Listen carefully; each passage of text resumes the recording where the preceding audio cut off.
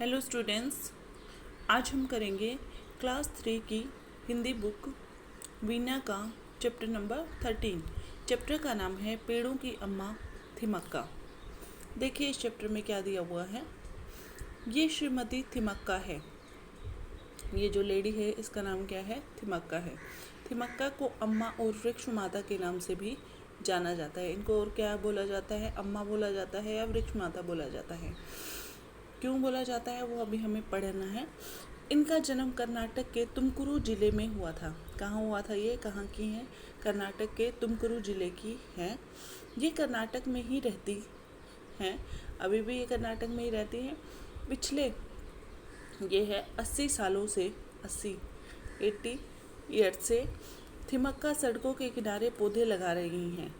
पैसे की कमी के कारण, ठीक है, आरंभ में थिमक्का ने एक खान में श्रमिक के रूप में काम किया था। खान क्या होती है? धरती के नीचे की जगह जहाँ से खोद कर दूसरी चीज़ें, कोयला वगैरह निकाला जाता है। तो पैसे की कमी के कारण वहाँ पे उन्होंने एक मजदूर का काम किया। थिमक्का सालू मर्दा थिमक्का के नाम से भी जानी जाती हैं। और क्यों उनको और क्या नाम दिया जाता है उनको? सालू मर्दा थिमक्का क्यों दिया जाता है? क्योंकि सालू मर्दा कन्नड़ भाषा में पेड़ों की पंक्ति को कहते हैं। क्योंकि ये कर्नाटका से है, तो कर्नाटका में कौन सी भाषा बोली जाती है? कन्नड़। तो कन्नड़ भाषा में सालू मर्दा का नाम है, सालू मर्दा का मतलब है पेड़ों की लाइन, पंक्ति, ठीक है। अतः उन्हें इस नाम से भी जाना जाता है। तो क्या क्या नाम है इनके? वृक्ष माता, अम्मा, शालू मर्दा, थिमक्का। थिमक्का हुलिकल और कुदुर के बीच स्थित डैश किलोमीटर लंबे राजमार्ग पर, देखिए थिमक्का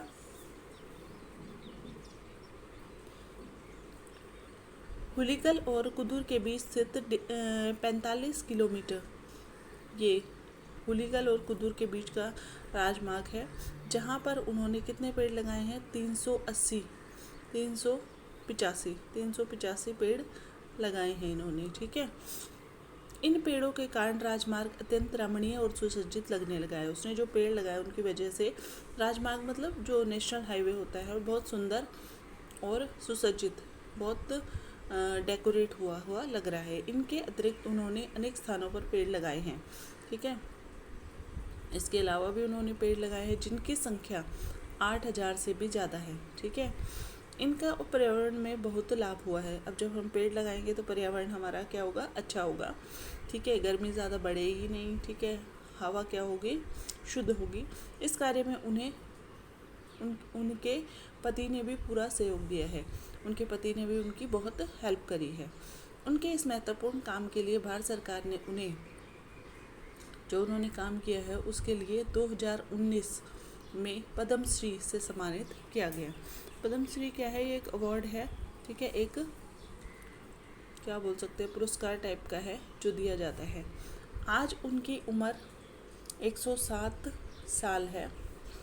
आज भी ये अपने अच्छे कार्यों में सक्रिय है। 107 साल की एज में भी ये सब कर रही हैं अच्छे कार्यों। थिमक्का को भारत के कई वनीकरण कार्यक्रमों में आमंत्रित किया जाता है। थिमक्का को जहाँ पे भी वनीकरण मतलब वनों के बारे में उनकी जो लाभ बताने होते हैं तो वहाँ पे उनको बुलाया जाता है।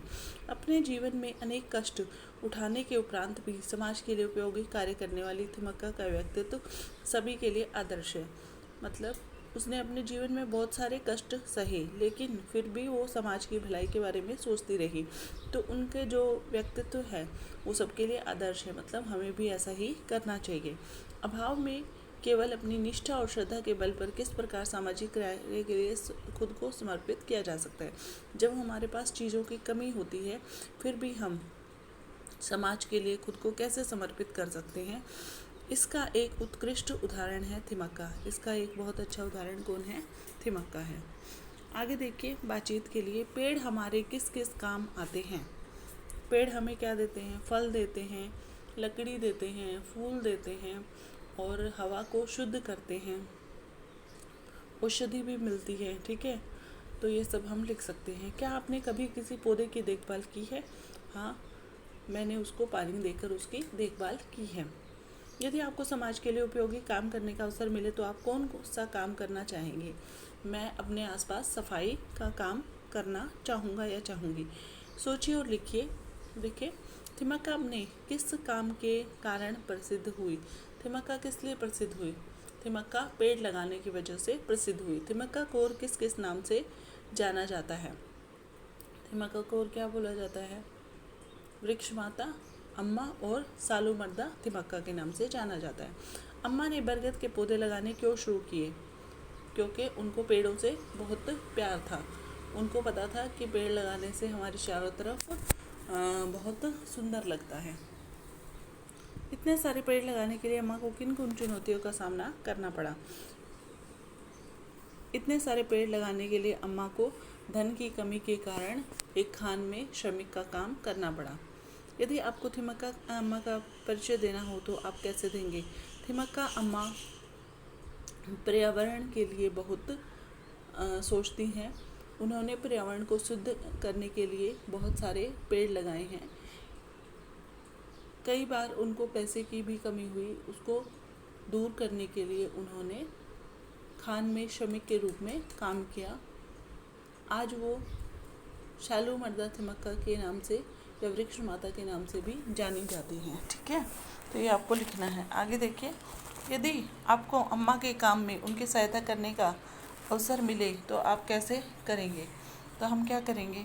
हम उनके वृक्ष लगाने में हेल्प करेंगे। ठीक है, जहाँ जहाँ भी जाएगी हम उनके साथ जाकर पेड़ लगाएंगे। आगे देखिए, थिमक्का में का आया है, डबल के आया है, अगाधा के एक पूरक है। ऐसे व्यंजनों को द्वित्व व्यंजन कहते हैं।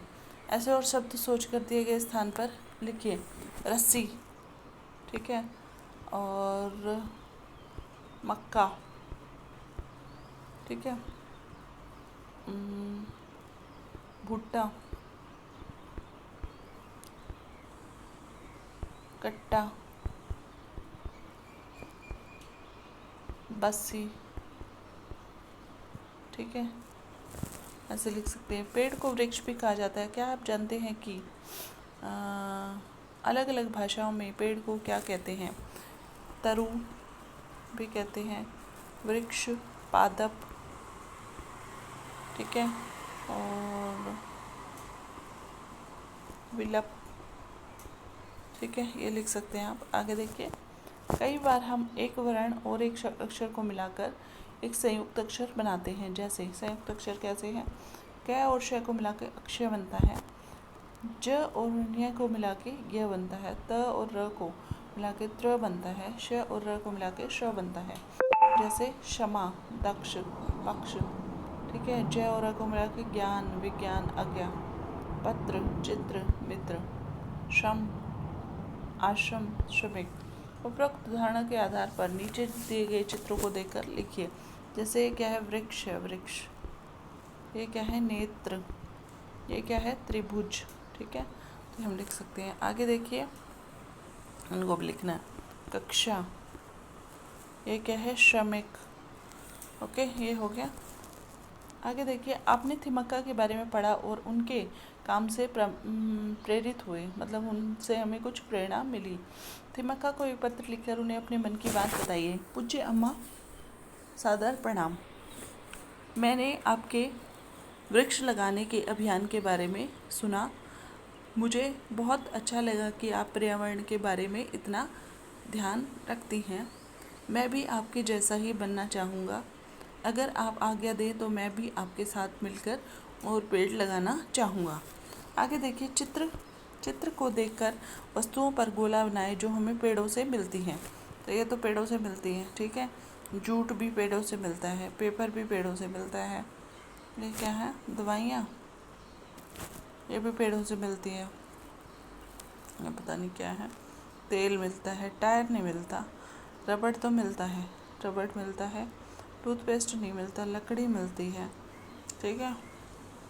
और ये रंग, हाँ, ये भी मिलते हैं। तो बहुत सारी चीज़ें हमें पेड़ों से मिलती हैं, इसीलिए हमें बहुत टाइप के अलग अलग पेड़ लगाने चाहिए ताकि हमारा पर्यावरण हमेशा हरा भरा रहे, शुद्ध हमें ऑक्सीजन मिलती रहे, ठीक है, और गर्मी का स्तर क्या रहे? कम रहे, ठीक है।